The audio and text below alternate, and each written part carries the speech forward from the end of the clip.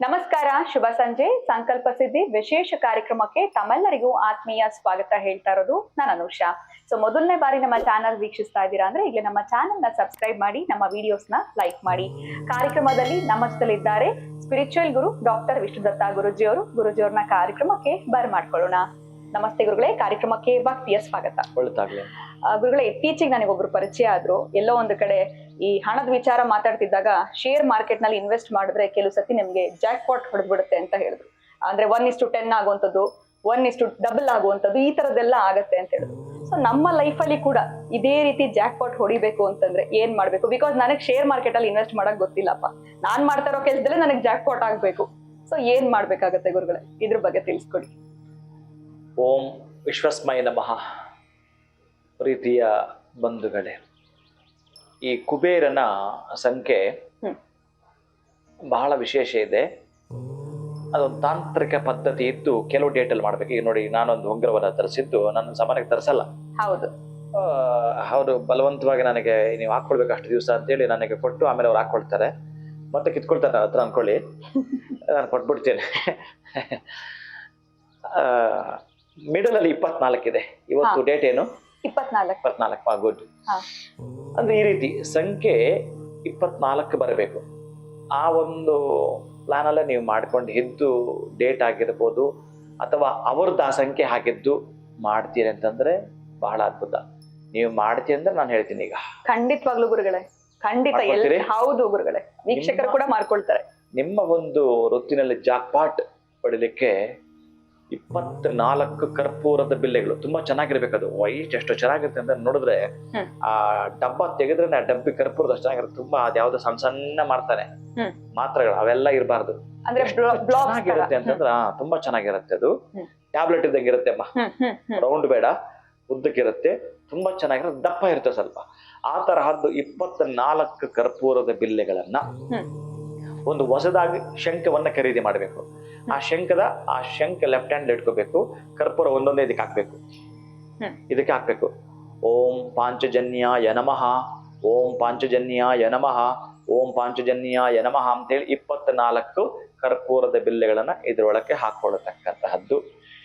ನೀವು ಇವತ್ತು ನಾನು ಹೇಳ್ತಾ ಇದ್ದೀನಿ ಅಂತಂದ್ರೆ, ಇವತ್ತು ನೀವು ಈ ಪದ್ಧತಿಯನ್ನು ಮಾಡಿ ಆದ್ಮೇಲೆ ಮತ್ತೆ ನೀವು ಯಾವಾಗ ಅನುಕೂಲವಾಗುತ್ತೋ ಒಂದು ಪ್ರೇಯರ್ ಮಾಡ್ತಕ್ಕಂಥದ್ದು. ಏನು, ನಾನೀಗ ಅಂದ್ಕೊಂಡಿದ್ದೀನಿ ನನ್ನ ಬದುಕಲು ಒಂದು ಜಾಕ್ ಪಾಟ್ ಹೊಡಿಬೇಕು ಅಂತಕ್ಕಂತಹದ್ದು.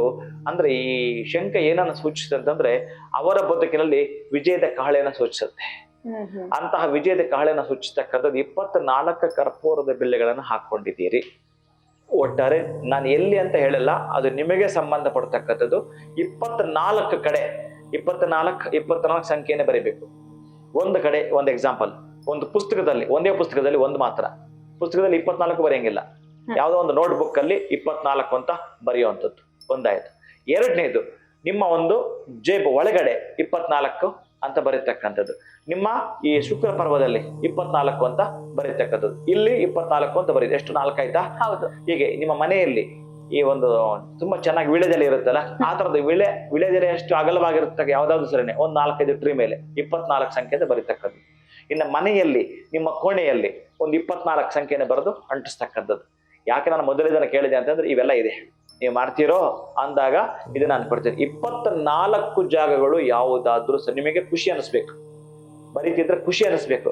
24 ಸಂಖ್ಯೆಯನ್ನ ನೀವು ಬರೀತಾ ಇರ್ತಕ್ಕಂಥ. ಇವತ್ತು ಸಂಕಲ್ಪ ಮಾಡಿ 24 ಡೇಟ್ಗೆ, ನೀವು ನಾಳೆನೂ ಬರೀರಿ, ನಾಳೆದ್ದು ಬರೀರಿ, ಯಾವತ್ತಾದ್ರೂ ಮಾಡಿ, ತೊಂದರೆ ಇಲ್ಲ. ಆದ್ರೆ ಇದನ್ನ ಮಾಡಿದಿರಿ, ಇಟ್ಕೊಂಡು ಪ್ರೇಯರ್ ಮಾಡಿದ್ರೆ, ನನಗೆ ಈ ತರಹದ್ದು ಬೇಕು, ನನ್ನ ಖುಷಿ ದಿನಗಳನ್ನ ನಾನು ನೋಡ್ಬೇಕು ಅಂತಂದ್ರೆ, ನನಗೆ ಸಂಬಳ ಸಾಕಾಗಲ್ಲ, ನಾನು ಮಾಡೋ ವ್ಯಾಪಾರದಲ್ಲಿ ಲಾಭ ಬರ್ತಾ ಇಲ್ಲ, ಒಂದು ಜಾಕ್ ಪಾಟ್ ಹೊಡಿಬೇಕು, ನನಗೆ ಒಂದು ಲಾಟ್ರಿ ಇಂದಲೋ ಅಥವಾ ಆಶ್ಚರ್ಯ ನಡಿಬೇಕು. ಹೇಗೆ ಆಶ್ಚರ್ಯ ಅಂತಂದ್ರೆ, ಮೊನ್ನೆ ಯಾರೋ ಒಂದು ಜಾತಕ ಬಂದಿತ್ತು ಒಂದು ಹುಡುಗನದ್ದು. ಈ ಕೇತು ಮಹಾದಶೆನಲ್ಲಿ ಶುಕ್ರ ಭುಕ್ತಿ ಇತ್ತು. ಅವ್ನು ನೋಡಿದೆ, ನೀನು ಕೇಳಿದೆ, ಏನಪ್ಪ ನಿಮ್ಮ ತಾಯಿ ಕಡೆಯಿಂದ ಯಾವ್ದಾನ ಆಸ್ತಿ ಬರುತ್ತಾ, ನಿಮ್ಮ ಮನೆಯವ್ರ ಕಡೆಯಿಂದ ಯಾವ್ದಾನ ಬರುತ್ತಾ, ನಿಮ್ಮ ತಂಗಿಯವ್ರ ಕಡೆಯಿಂದ ಯಾವ್ದಾನ ಬರುತ್ತಾ ಅಂತೇಳಿ. ಇಲ್ಲ ಸ್ವಾಮೀಜಿ, ಅಂತ ಮುಖಗಳು ಯಾವೂ ಇಲ್ಲ ನನ್ನ ಅಕ್ಕಪಕ್ಕ ಅಂತಂದ.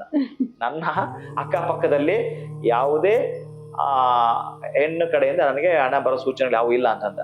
ಬಟ್ ಬರೆದಿಟ್ಕೋ, ಬಂದೇ ಬರುತ್ತೆ. ನಾನು ಹೇಳ್ತಾ ಇದ್ದೀನಿ, ಬರುತ್ತೆ ಮಾತ್ರ. ಇದನ್ನ ನೀನು ಒಳ್ಳೇದಕ್ಕೆ ಉಪಯೋಗಿಸ್ಬೇಕಷ್ಟೇ.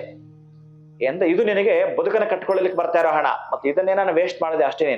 ನಿನ್ನ ಸ್ಕ್ರಾಪ್ ನೀನು ಪಕ್ಕ ಸರಿಬೇಕು. ನೀನೇನ ಜಾತಕ ಕೇಳಕ್ಕೆ ಎಂದೂ ಹೋಗ್ಬೇಡ, ನನ್ನ ಹತ್ರ ಬರ್ಲೂ ಬೇಡ. ಬಟ್ ಬರುತ್ತೆ ಮಾತ್ರ. ಹೆಂಗ್ ಬರುತ್ತೆ ಸ್ವಾಮೀಜಿ, ನನಗೆ ಹೇಗ್ ಬರುತ್ತೆ ಗೊತ್ತಿಲ್ಲ. ನಾನು ಹೇಳ್ತಾ ಇದ್ದೀನಲ್ಲ, ಬಂದೇ ಬರುತ್ತೆ. ನನಗೆ ಇದು ಅನುಭವ ವೇದ್ಯ, ಜೊತೆಗೆ ನಾನು ಬೇಕಾದಷ್ಟು ನೋಡಿರ್ತೀನಿ ಜಾತಕಗಳನ್ನ. ಅದಕ್ಕಾಗಿ ಇದು ನಡೆದೇ ತೀರುತ್ತೆ, ಬರೆದಿಟ್ಕೋ. ಇಷ್ಟಿಷ್ಟು ಟೈಮ್ ಇದೆ ಅಂತ ಎಲ್ಲ ಹೇಳ್ತಾ ಬಂದೆ ಅವನಿಗೆ. ಆಯ್ತು, ಅಲ್ಲಿಂದ ಹೊರಟದ. ಅವನೇನು ಅಷ್ಟು ನಂಬಿಕೆಯಿಂದ ಇರೋನಲ್ಲ, ಅವ್ರ ತಾಯಿ ಬಲವಂತ ಮಾಡಿ ಕಳ್ಸಿರೋದು ಅವನ್ನ, ಬಲವಂತ ಮಾಡಿ ಕಳ್ಸಿರೋದು. ಆಮೇಲೆ ಯಾರೋ ಅವನಿಗೆ ತಿಳಿ ಹೇಳಿದ್ರು, ಅವರ ದೊಡ್ಡಮ್ಮನ ಮಗಳು ಎಲ್ಲೋ ಹೊರಗಡೆ ಇರೋದಂತೆ, ತುಂಬಾ ದೊಡ್ಡ ಮಟ್ಟದ ಹಣ ಬಂದಿದೆ. ಈ ತರ ನಿಮ್ ದೊಡ್ಡಮ್ಮನ ಮಗಳಿಗೆ ಹಣ ಬಂದಿದೆ, ನಿನ್ಗೇನೋ ಸ್ವಲ್ಪ ಬೇಕಾ ಕೇಳು, ಈ ತರ ಏನೋ ಹೇಳಿದಾರೆ ಅವರು. ನೋಡಿ ಆಶ್ಚರ್ಯ ಅಂದ್ರೆ ಇದೇನೆ. ಹೌದಾ ಅಂತ ಅಂದಿದ್ದಾನೆ. ಇವನು ಕಾಲಿಟ್ರೆ ಅವ್ರೇನ್ ಮಾಡಿ, ಇವನು ಮಾಡಿ ಕೇಳಿಲ್ಲ, ಅವರೇ ಇವನಿಗೆ ಕಾಲ್ ಮಾಡಿದ್ದಾರೆ ಮನೆಗೆ ಬಂದೋಗು ಅಂತ ಹೇಳಿ, ಈ ತರ ಬಿಸ್ನೆಸ್ ಮಾಡು ಅಂತ ಹೇಳಿ.